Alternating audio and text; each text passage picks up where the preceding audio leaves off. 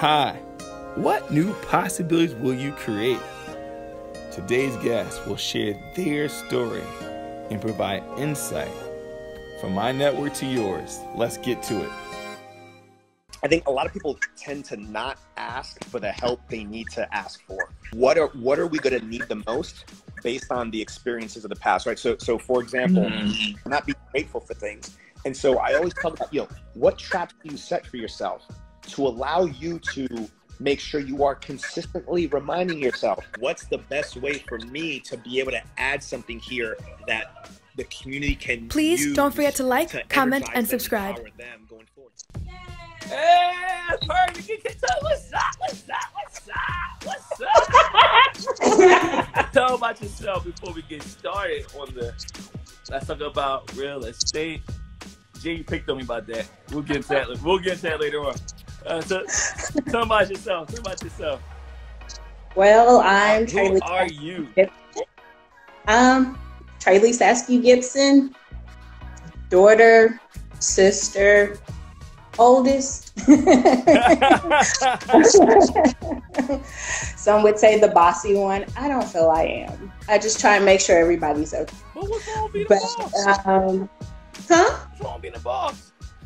That's a good thing. I don't mind being the boss. I just want to make sure everybody's okay. Exactly. That's called love. That's my responsibility as the oldest. It's just not written down anywhere. That's okay. I'm the oldest too. My little sister's online too. She's here watching us. Well, let's see. Former military brat. Lived over mostly the Midwest, Southeast, a little bit overseas for a little while. Let's see. Went to undergrad at Western Kentucky University in Bowling Green, Kentucky, studying. My major was marketing with minors in finance and entrepreneurship. Mm-hmm. Went to grad school at Southern Illinois University in Carbondale, studying workforce education and development, specializing in human resources development. And I've actually been mostly in the public sector the vast majority of my career. Wow. And in HR for 10 years now. Wow. Yeah. It snuck up on me. Yeah. Wow. And how'd you find your way into real estate? Oh my gosh, this is the wildest thing is I've always loved real estate. When I was a little girl, as I previously mentioned, I actually would go away, and every summer I would always come back home to Atlanta. And every single time we would, go out with my grandparents on the weekend, my grandfather would take us on drives and just go look at new properties, new subdivisions in Atlanta. And so I would for me, it was exciting. Even in high school, luckily my mom's not on Instagram, so I would tell a little fib and say, I'm going to the mall. Yeah, be right back. I would actually go out on my own and go tour all of the new, a lot of the new developments myself, and I would take time to go actually into the homes that were under construction and just look at the fixtures and the area. That was when I was hooked. I got hooked then. So we'll hook you into it. What was it about? Honestly, I think it was just being able to see a home from start in the beginning phases, from from the framework all the way to the finished product, being able to actually potentially choose fixtures and, see where things need to go, and most definitely be able to say, okay, that definitely does not work prior to, and fix issues beforehand. That was something that excited me. So. And the reason I asked that question is thank you for entertaining with me, because I see some correlation to that, right? To right now where we're at, right? As far as what's creating for us, what's happening, what can we create and put together. Now we're in the month 3, of a lot of activity, people have shifted and started to say, hey, I gotta do something, right? And say creating new possibilities. And you think about houses and the breakdowns and the challenges you have. You pick a fixture and you don't have it, or it costs double the price. I know from experience. I had a house built from scratch. Painful experience, but experience. You learn a lot. And exciting experience. Yeah, exciting. A good way to say it. Like, it's all about perspective, right? Exciting experience. Things don't go as planned.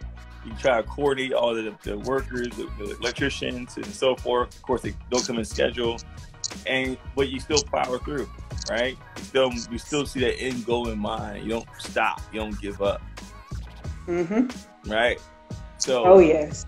So do you find yourself operating that same mindset at work and in life, and even with I'm sure you working with customers. I'm sure it's a journey. I was one of them. You know, get my property. So I realized. But you were great. I've been lucky. I've had great customers, actually. All of the customers that I've helped, my clients have been great. And so for me, it's easy. When my customer, my clientele are easy, it makes my job a lot easier. Even when there are hiccups and whatnot, it's okay. I think because I've had to, roll with punches for so long, it's just like, okay, we'll just work on getting over this hurdle. So I had to learn how to not take things personally, just be flexible. And I think that's one of the biggest things that I find that a lot of people are challenged by, being flexible. Yeah. And especially right now in everything that's going on. Flexibility, I didn't realize how important it was until especially recently. So. Maybe your example, I'm sure. By the way, too, I'm not sure we told folks, like, they may think you're in Seattle with me, but where you at right now? Oh, well, I'm here down in Nashville, Tennessee. Tennessee. If you hear my wonderful Southern drawl, yes, I'm in Nashville, Tennessee. So we have that, and if I say y'all, yes, I'm in the South. I have so many questions for you about being in the South right now. I know. So you said, we might have to sprinkle that into the conversation, but things are definitely open up for them in an aggressive state. But from a real estate standpoint, market typically this is a market climb for us right now. How's the market looking? Is it still growing? Is it what's happening right now in the market? We're actually doing pretty well right now. Of course, we did take a little bit of a dive, just a smidge. And when I say a dive, I mean in new homes being listed, and as well as closings and pending sales. But as far as sales prices, we're moving right along. Wow. Here in Nashville, yes. The biggest issue most definitely is inventory right now, in terms of not that many people, initially people were not wanting to actually list their homes immediately around about, I want to say about April. Yeah, during the month of April. Yeah, makes sense. But things have definitely started to pick back up. One area, which is, I consider it a part of the greater Nashville area, which is Brentwood. I took you to Brentwood. Beautiful area. Here, it's in terms of sales and definitely inventory, but it's kind of slowed down. But the homes in Brentwood are at a higher price point. So, yes. And now, for folks that don't know, that's good for me. For folks that don't know, What's driving it? Well, in my opinion, I believe the average home price in Brentwood, it's typically a little bit above, north of about 500,000. And with the whole pandemic going on, people unfortunately losing their jobs, unemployment being as high as it is,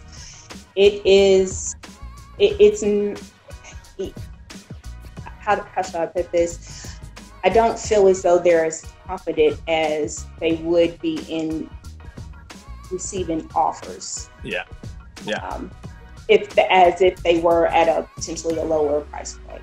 Correct. Lower price points are most definitely going off the market or not having issues, especially if you're below the 200,000 mark.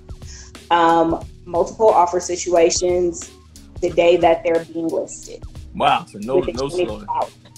Wow. I actually just went out last weekend. I'm actually in the process of house hunting myself, starting that process for myself. And nice. I was actually, thanks, I'm excited.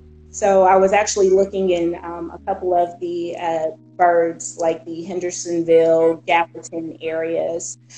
And there were actually a few that hit the market. And so I immediately requested to do some showings. And oh my gosh, I want to say about within an hour or two after my showings, I received emails stating, hey, we've received multiple offers. I even had a couple of showings. One house that I really and truly loved and wanted to see so badly, my showing was canceled because the seller went ahead and just said, "Ooh, I got an offer. I don't care about it being a multiple offer situation.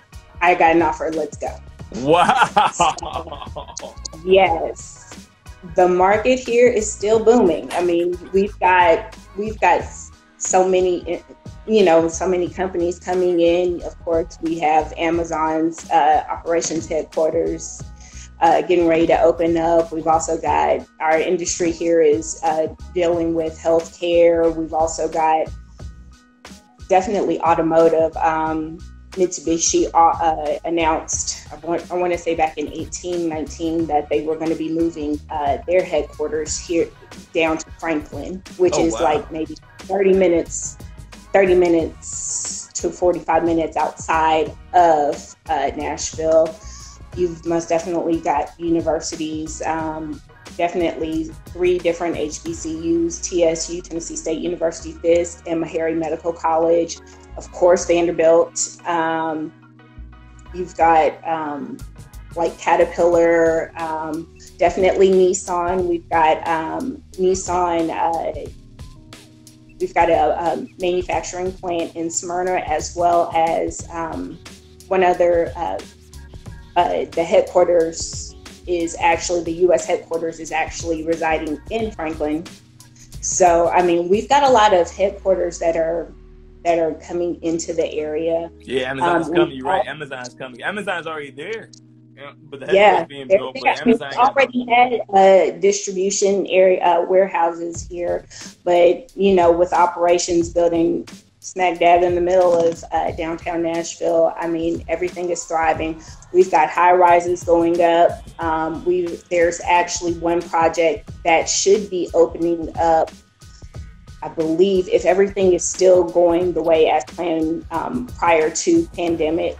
It's supposed to be opening up in October of this year, and it's called 5th and Broadway. And that actually used to be the old Nashville Convention Center. They tore it down. It actually connects to the Renaissance Marriott Hotel in downtown Nashville, right in back of Broadway Street. Broadway Street is the busiest street in Nashville. A lot of bars, big tourist area for anyone who isn't familiar with the area.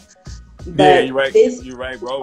It's like being in like New Orleans, right? Or Bourbon Street, like literally, like the same. So they got just with cowboy boots and country music. Yeah, cowboy boots, and they ride the little cycles with the Okay. Everything like that. But going back to 5th and Broadway, that actually is going to be that project is actually a mixed use project, as well as residential space, office space, retail space.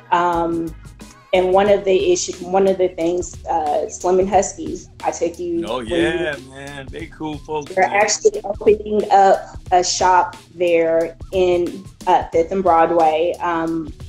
They're actually Nashville based. They opened up 2 shops here before they branched out to Atlanta, my hometown, and then I believe they're actually heading out to do an opening out in LA, I believe now. So, I mean, it's a new African American museum opened up too. It's what I'm saying. Yes, the African American Music Museum will be in that development as well. Yeah. So, and actually, all of the residential units that will be in that project actually, So they're not doing any actual selling apartments. So while folks are thinking about questions, what's some advice you can give someone that's considering home ownership but hesitant to even start to look? How do you, like, to your point, what advice you have for them? I would most definitely look into what it takes to qualify for a mortgage, first and foremost. Especially in the current climate that I'm in Nashville, things are flying off inventory is just flying off the shelves. Actually, there were 4 townhomes in my little area. The first one was the first one that hit the market. I think it was like about 2 weeks. Everything else has been on the market 3 to 5 days. Wow. Just flying off the shelf. And so I say that because you've got to have a pre-approval letter in hand when you make your offer. Sellers are not going to take you seriously if you don't already have a pre-approval letter. And so it's just one of those things some people don't necessarily know everything that goes into actually, getting a mortgage, getting approved for a mortgage, the amount of time it takes before the approval process ends. And so I would definitely do your research on that. I would also definitely do your research on the different lenders. Mm-hmm. The lenders are very pivotal. What works for one lender might not necessarily work for another lender, in terms of one lender might not approve your application because you might not necessarily have enough money in the savings account. I actually did have a client tell me this, but I went to another. I had the client, use one of my lenders, one of my preferred lenders, and they were able to get approved. So that's one of those things. I would definitely shop around on lenders, and definitely work with the lender that works best with you and for you. That's a good point.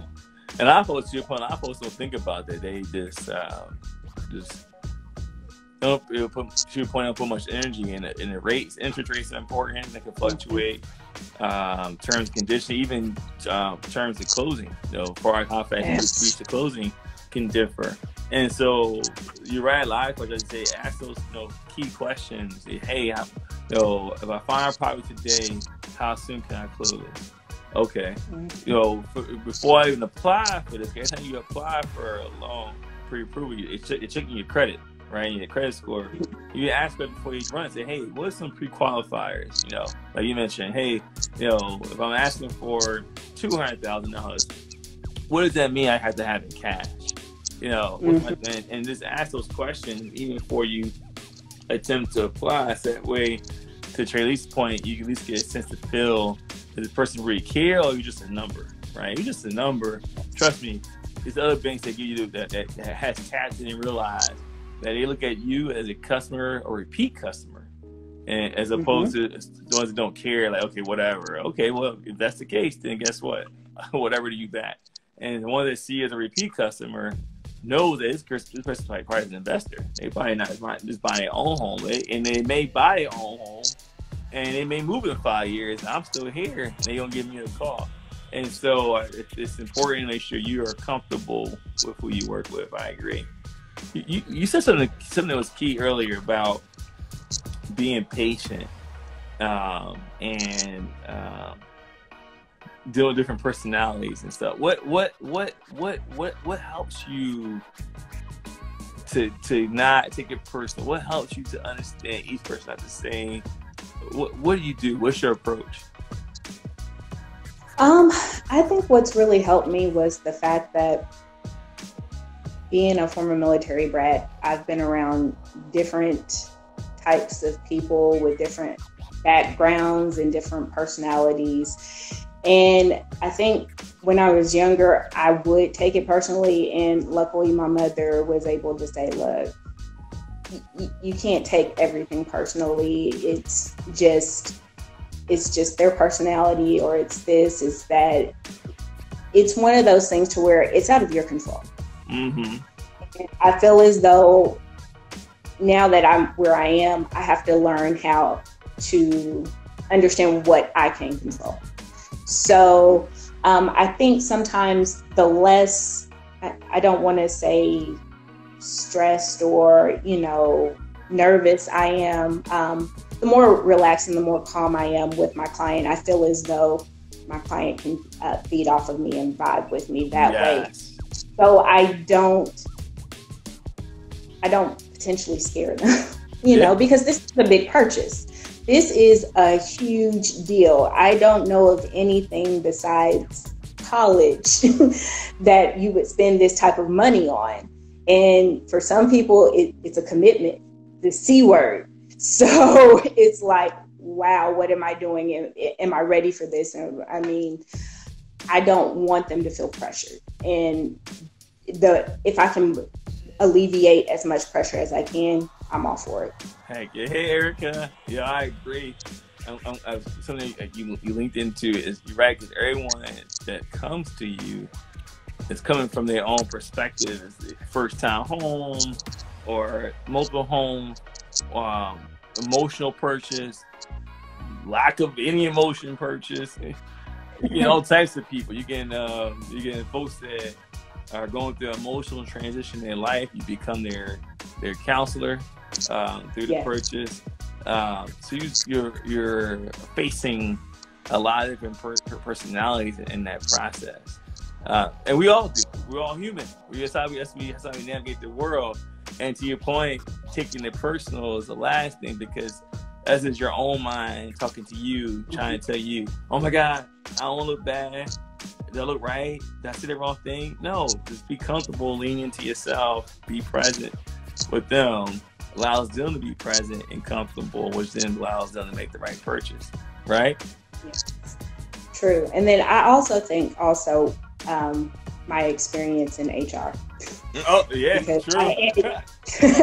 HR definitely trains you for dealing with multiple personalities. So, it doesn't even faze me anymore. I feel like some people are like, are you okay, Trelise? And I'm like, yeah, this is nothing, We'll just, we now that I hear the problem, we're working on out. And we'll just make Wow, man. Another cool thing about us mentioning to Nashville, besides companies coming out there. What's up, Ken? Ken's a big investor too. Besides companies coming out there like Amazon and so forth in the industry, music industry, it's also no state income tax. Yes. So folks, that's one of the best things ever. And I can say this because I am in HR. One of the features for some of our recruits is the fact that there's no state income tax here. So we push that a lot, and everybody's like, okay. So it's a beautiful thing. It's definitely a beautiful thing. And I'm coming from a place that was a commonwealth. So it's just like big difference. You know, your home, because like you say, you do real estate, and your home from your professional job as well. What are you doing? What's it open up for you? How are you managing through these uncertainties? What's some things you're seeing developing for you, and your path forward, and advice? How, in some cases, what you're sharing from how you look at real estate and your views there, the application to me sound like you're doing it in your personal life too. But what's some thoughts? How you managing it? Any advice you can share for folks to kind of strike that balance between being patient, taking action, how much research you need to do versus go jump in? Like you can research a house for years before you actually make a purchase. What advice? What you learn from? What people take away? Well, for me, I've been fortunate enough to where I've had both of my jobs this entire time. I've been working from home since, I believe, March 20th. Wow. Has it been that long? Yeah. Yes. So I haven't had the worry or the stress of not having a paycheck. Really and truly what I've been doing right now actually I've been using this time as a reset. I feel as though with everything that's been going on prior to the pandemic, I felt like all I was doing was just working and not really and truly enjoying things the way that I used to.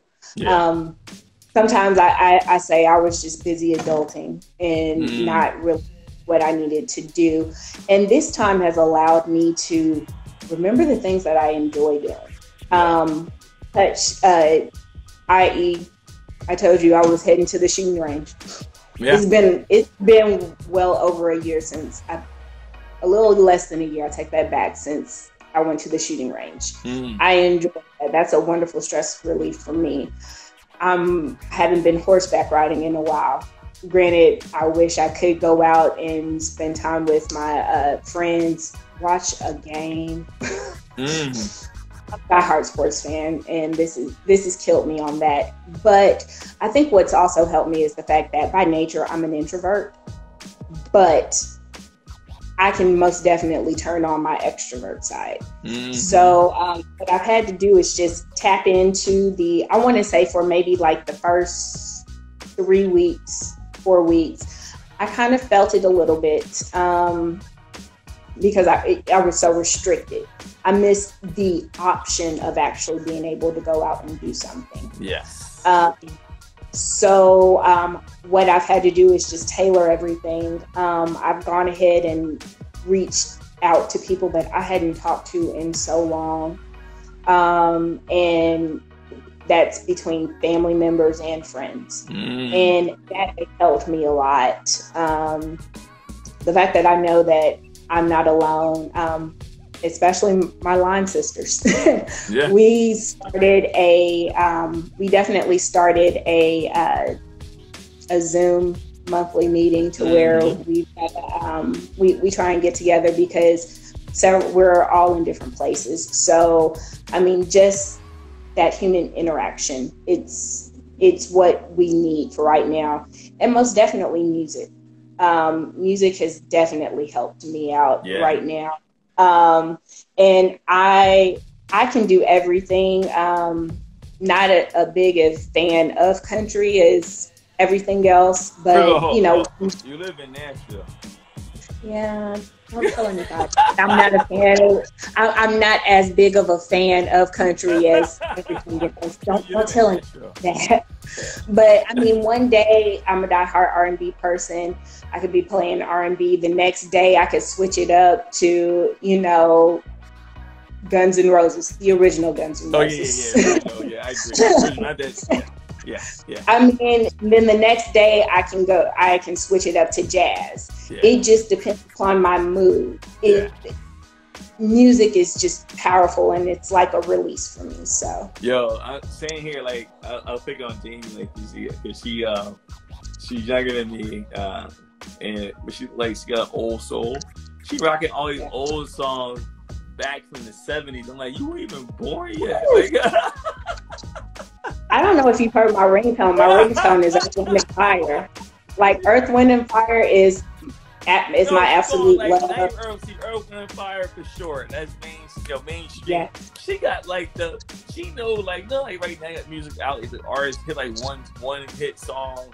They were big in that one song. That she knows those artists from back in the 70s. Of course. I was like, look at her. That's what's up. That's dope. Yeah. No, and then like scat, oh my gosh, if I hear somebody scat, I'm just like, yes. I love scatting. My grandfather used to, well, he still does. He scats frequently whenever I'm home. So it's calming for me. It's like, yes, it's a piece of home for me. It's comfort. Let's also know about explain to him for a little bit. What is that? Oh my gosh. Scatting is when you basically you add a little bit of a, oh my goodness, like a it's dope, yo. Yes. You know, add that flavor to a jazz melody. So I'm so sorry, y'all, for my scatting. No, that was my profession. But I mean, it adds an extra dimension for me. So that's why I love that.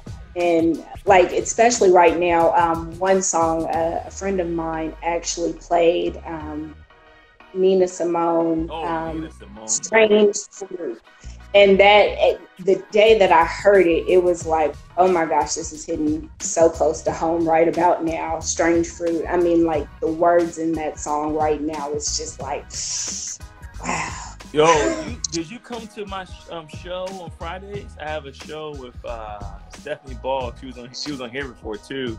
I did make it to that one. Okay, because she has a series on Friday. I think actually tomorrow is the last one. I'll post it on my Instagram story.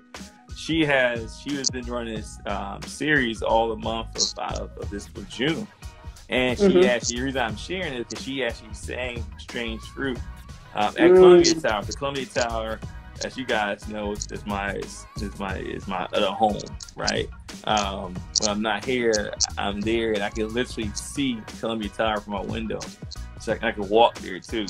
But mostly I do drive, but don't judge me. Anyway, and so she performed there back in February, and then as a result of COVID, she pivoted, and she's doing shows with Columbia Tower and myself as the MC on Friday nights. And so she did Strange Fruit, man. It opened up a lot. I mean, it's just to your point, and so you're right. I agree. And tomorrow she's talking about love.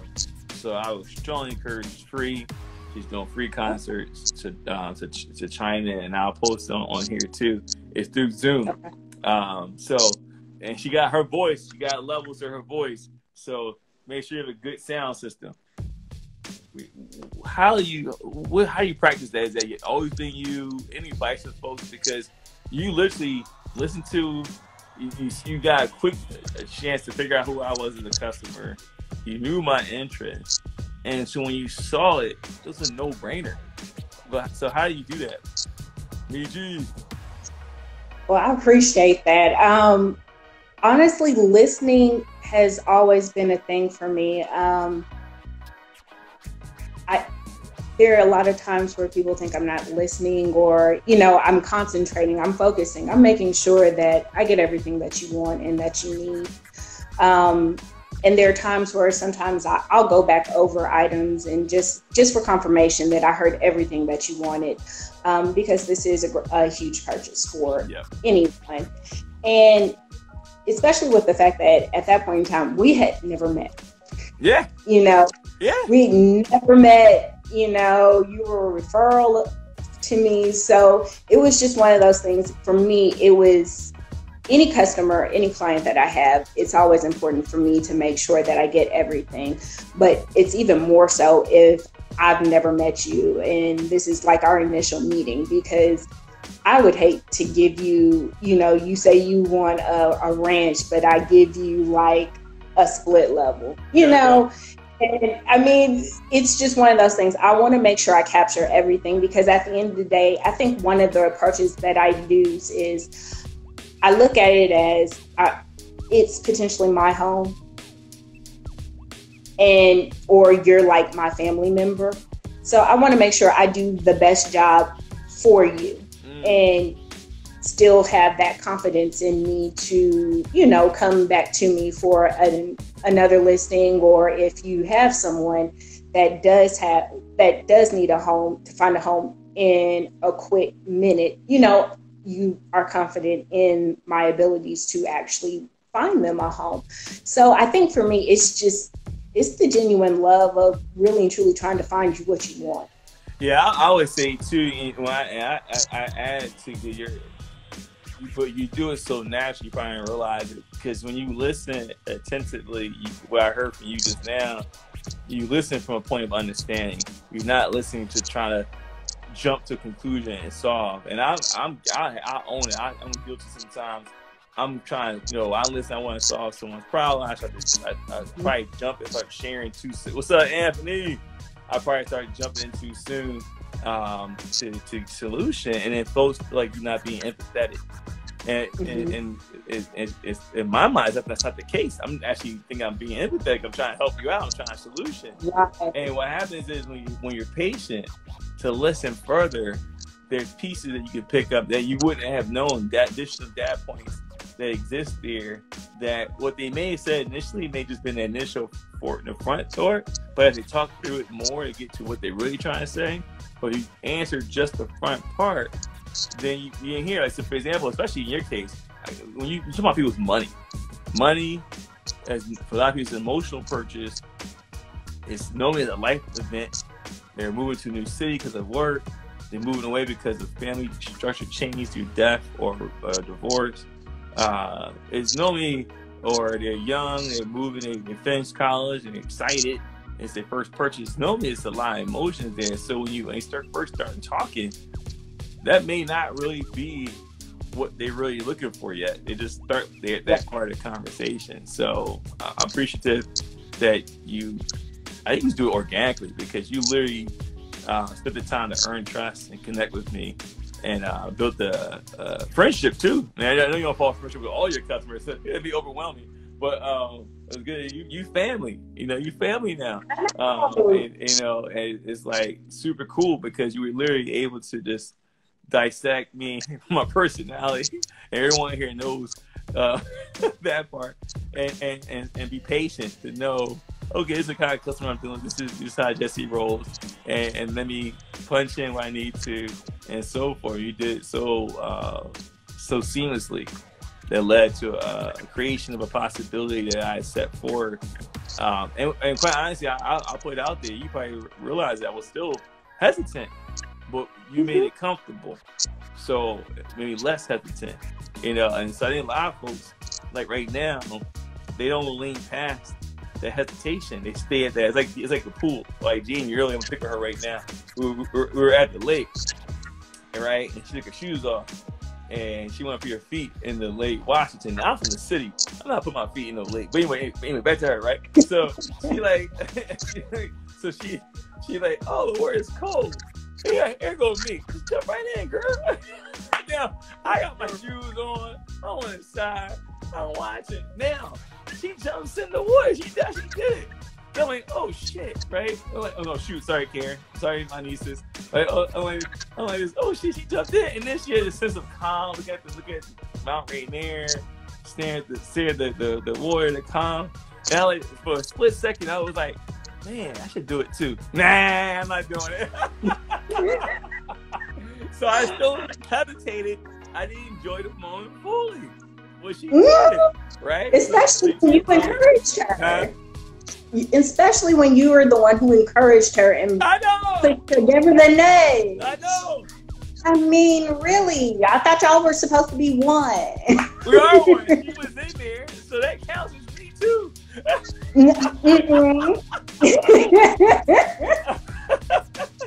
But to your point, and the reason why I share that story, and the sun's coming out. Yes, there's sun in Seattle.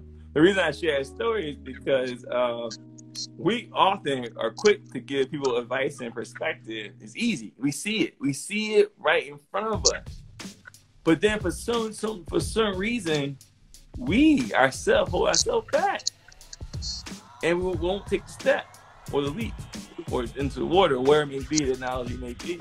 And so I encourage folks to pay attention and listening is, hey, if you see it, you see your friends jumping, they're buying real estate, you see the market's hot, they see things, sales going crazy in the market, sales still going crazy in Seattle. We'll have my boy Keelan on next, talking about Seattle and Washington.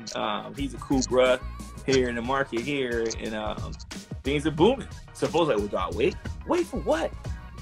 I'm telling you right now, I don't care what market, keep me honest, Trelise, I don't care what market we in, there's always opportunity. No matter if it's a slow market, a high market, whatever market, it's always opportunity. Yep. And so what you don't do is keep waiting, because you take actions now. Yes. And especially, I'm always looking for a positive. Slow market, hey, I could potentially get a better price. Yeah. Fast market, ooh, hopefully I can, like a bidding war situation. I hope I can, jump in and get it, because actually that's what happened with your purchase. Yeah. We actually got in. The other person actually submitted their offer prior to, and they called and I said, no, we want it. We're going to get it. Yo, and we got it. I'm telling you, she's a boss, y'all. Boss. Like, we came in there, that was like, yeah. I know, on Halloween too. I know, it was Halloween, wasn't it? Nephews. It was a holiday weekend. Yes, it was Halloween. It was Halloween night, because I was out trick-or-treating with my little play nieces and nephews, and I get the phone call. I was like, oh my gosh, I got to get home now. Yeah, it's, dude. And then we, oh, hey, Marilyn. And then we tapped in. Like, we already had our code worked out. What I mean by code, guys, was I said it to Trelise, like, okay, hey, if you see something, Jesse, you can't wait on it. I literally, I said, I'm empowering you to hit the go button. Literally, I said, and you know what? Because I already at that point have earned trust, knew you got good vision. We saw opportunities. You gave me clear examples. It was it. And I said, and I know a good deal won't wait if I'm sleeping or we can't find me on text messages. I'm like, just go in, right? Definitely no time to find an email, right? No. And that possibility happened. That happened because we already had that code talk, and you're like, Jesse, it's on. Let's do it. All right, we closed the deal within what, 30 minutes? 30 minutes. It took the deadline was supposed to be by 9:30, and we got it in because I had literally got home at 9:05. I was pulling in the driveway. And I told you when we first started, I said, look, I am not one. I understand the difference between an emergency and what's not an emergency. If I power call you, I need you to pick up. It's urgent. And I only did that to you once. So you knew. I was like, look, you want this house or not? Yeah, I was like, do it. And I didn't even see it yet. I didn't even see the house yet. And I'm like, do it. But man, it was perfect. Perfect. It was perfect. Inspection was great. Inspector was like, I wish all my inspections were like this. I really haven't found anything. I said, thank you. Man. I don't want you to find anything bad. Any insight perspective you want to share that you was asking about? I mean, investing here in Nashville is great. You can still get a nice sized home, 3-bed, 2-bath, at least minimum 1,200 square foot for under $250,000. That's crazy. Yes, you can't get a. It you is. can't get a condo. You can't get a condo. Right? Kilo tells you can't get a condo for $250 here, man. He'll keep me honest. I could be wrong. I don't know. No, I don't doubt it. And actually, a lot of our investors are from the West Coast, and they're seriously buying things up in cash. Yeah. Cash. So I mean, the investing here is wonderful. Investing here is definitely wonderful. Our whole back row of our townhome section is nothing but rentals. Wow. There's a key area that I want, that I'm eyeing for you. Yeah. I want to say about 80 to 95% of those properties are nothing but rentals. And the best part is it is in Brentwood. It's walkable to like the grocery store, the gas station, eating places. You've got a little bit of shopping. There's actually, I want to say there's actually like a urgent care or something right in front. Oh. I mean, the Goodwill looks like I said the Goodwill. Yeah. The building looks immaculate. I mean, it's just like, are you sure this is the Goodwill? So, I mean, I'm being honest. So, I mean, it's a great, areas are great here and the pricing is right. It's just, hey, I ain't gonna lie. They're not you want to come here. I ain't gonna lie. When we were driving around there, Jamie, we were driving, right? Oh, you were to speak my, I was using a spoon. Anyway, but when we were driving down in Nashville, and she was showing the high end neighborhoods with the it was like I can't get an apartment rent cheaper than the mortgage of these mansions out there, man. It's crazy. My rent is high. You remember the one that you nicknamed Nashville White House? Yeah. Oh my gosh, in the Witherspoon neighborhood. And I actually went to their Christmas party. Was it a Christmas party? It was a Christmas party. A lot of Amazon folks that had relocated from Seattle in that neighborhood. It was crazy. But I mean, everything was just, I'll put it to you like this. My father is actually from LA, so I'm familiar with the West Coast prices. Yeah.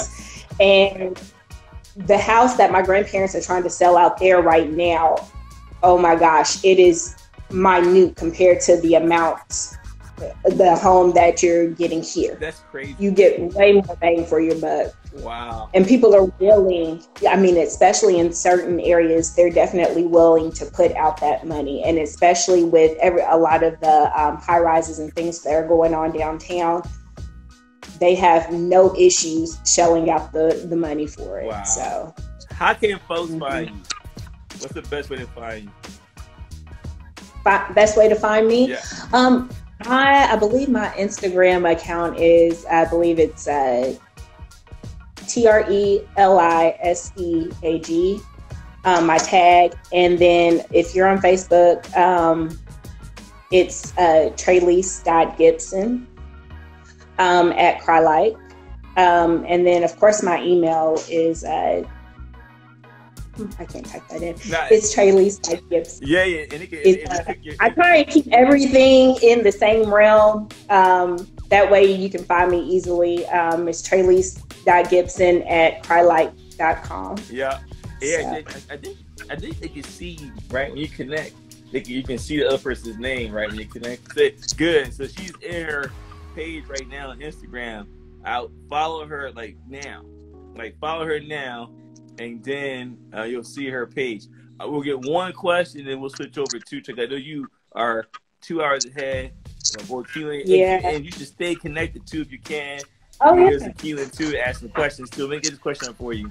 Let me see what popped up. So Amy, you just missed it, man.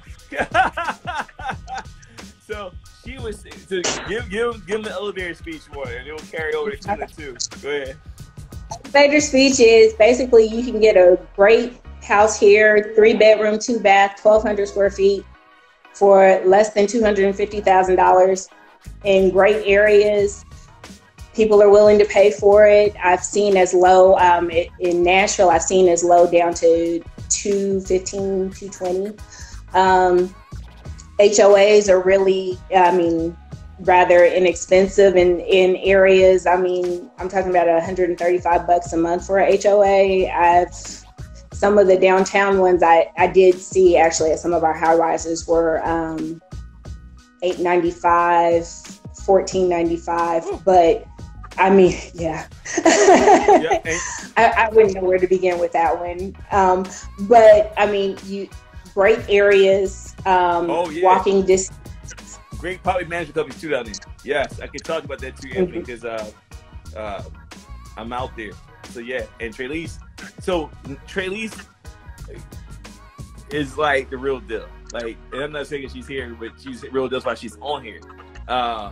Because she goes out of her way beyond her service, of duty. She got me connected to a few property managers. On top of that, she came along with me and to make sure and assess, make sure I was comfortable. Well, she didn't have to do that, so I appreciate that. I have a lot of love there. And then she even went a step further to make sure I had a team set in place if I need doing construction or remodeling, because one of the hardest things when you move to an area is you don't have your team around you. So property management team and construction folks. And I wanted someone that was chocolate brother. I wanted black business that could help us with that. And from the getting stuff done. So it's really cool. So Trelise really went on her way to make those connections happen, which is great. So I appreciate that. Anytime. Yeah, so they're out there. She's there. Definitely connect with her. And anyone say, hey, I mentioned you Jexi Instagram story, but she knows that she treat like family as well, because she knows the connection there, and she knows if you put up with me as a friend, that she kind of knows what she's dealing with. You're not hard to. I mean, like, you're easy. So I mean, like, it's nothing for me. So. Well, I love you. Thank you so much. Stay connected on the show if you can. I sure will. Ask Tina tons of questions. Make them, whatever you want to ask them to. Okay. I'll pop them in too. But thank you, love you, appreciate you. Thanks for doing the show. Thank you. And again, I appreciate you too. Yeah. Before I touch you, was there anything you want to share last with this group here that you want to close out with before we switch over? Was anything you want to cover? Resources, books, insight, perspective, anything you want to leave with this group? Oh my gosh. I say the only thing I want to leave you with is, if this is what you want to do, I say go for it. Don't put it off. And I appreciate you giving me this opportunity to, heck yeah, talk to everybody, because I really and truly feel as though home ownership is important, and it's power. And I mean, a lot of people are trying to not do it, and in my opinion, it's not the best move. I understand sometimes it might not be the right time, but eventually I feel like everybody should. It's a step in the right direction. So yeah. I appreciate it, Jexi. I appreciate you too. Again, like I said, folks, she took a possibility I created. I said I wanted to get some investment properties outside the state that I'm living at, which a lot of folks are hesitant to do that because of the unknowns. And you made those unknowns known and made that a reality, and made it practical, easy to do. Knock on wood, it's been a really good investment, even during this COVID-19. So thank you for that. So cool. It's my pleasure. All right, stay tuned.